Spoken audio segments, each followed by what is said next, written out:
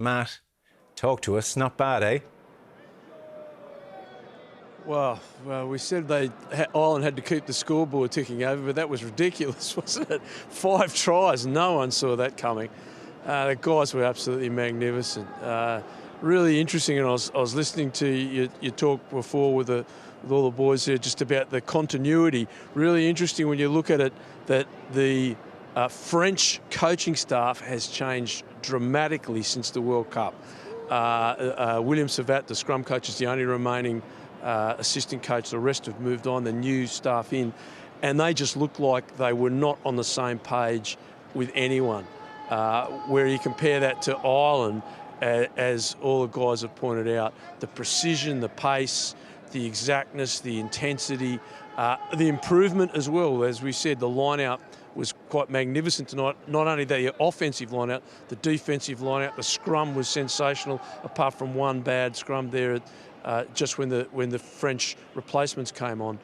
But that was a staggering performance. We were sitting just near the Irish officials, and I saw David Nucifora just were walking out there, smile like a Cheshire cat. And I said, "Did you see that coming?" He said, "No, but I'm glad it did." And I think that's generally around the traps here. They're one of Ireland's greatest ever victories. It has to be up there with the greatest performances an Irish team has done during the Six Nations. A phenomenal performance.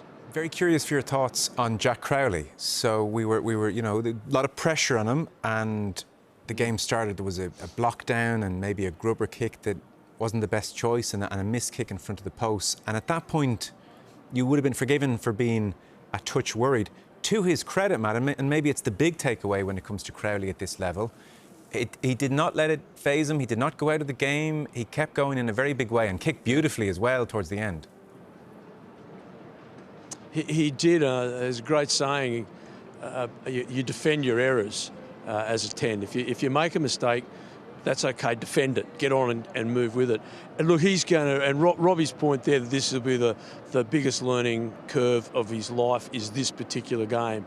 And I agree with that. I think that the plus is if you're scoring 5 tries against France in the south of France, keep the same 10. But that young man is going to get better. Look, he kicked out of hand early on quite poorly, made some bad decisions. Okay, that's a fact. But he did recover, he didn't let it get to him, he kept going. And I think he's got a bit of the Ron Nagaras about him, because those 2 magnificent conversions from the left-hand side, he was getting a bit of razzing from a certain part of the crowd here. And after each kick that went straight over the black dot, he turned around and gave him the evil eye. Didn't say anything, but he was just saying, well, get that one in here. I know what I can do. He's got a good temperament. He's just got to learn to not force it and just relax. Doesn't have to force the game. But again, come back to Robbie's point, that's a massive learning curve for that young man. And I thought the other aspect of play that he got right was the continuity of the offence that Ireland do. He didn't run onto the ball all the time. That's him getting used to the depth he requires at international level and running on before he accepts the ball, which is what Sexton did so magnificently. He was static when he caught the ball a few times. So it was by no means was it a perfect game. But again, 5 tries to 1, the south of France will take it. He'll get picked again and he'll get better as he goes through. He needs 10, 12 caps under his belt before he'll really feel comfortable in that green 10 jersey.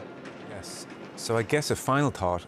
Most of us in advance of tonight had anticipated difficult evening for Ireland and France, probably lose just about, and then it would be a championship of bedding in, new out half, post-World Cup, etc.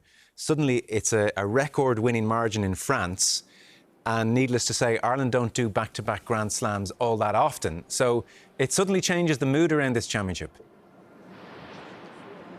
Totally.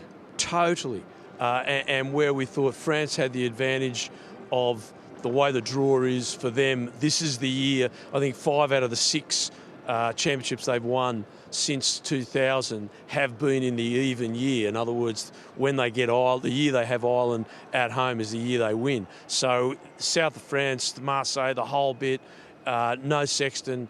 But here's the other thing we didn't really factor in. their loss of Dupont and Entomac was massive. Like, you could just see them when they were really rudderless in attack. Usually that's when Dupont would come out and turn on his piece of brilliance, and he just wasn't there, so they couldn't rely on it.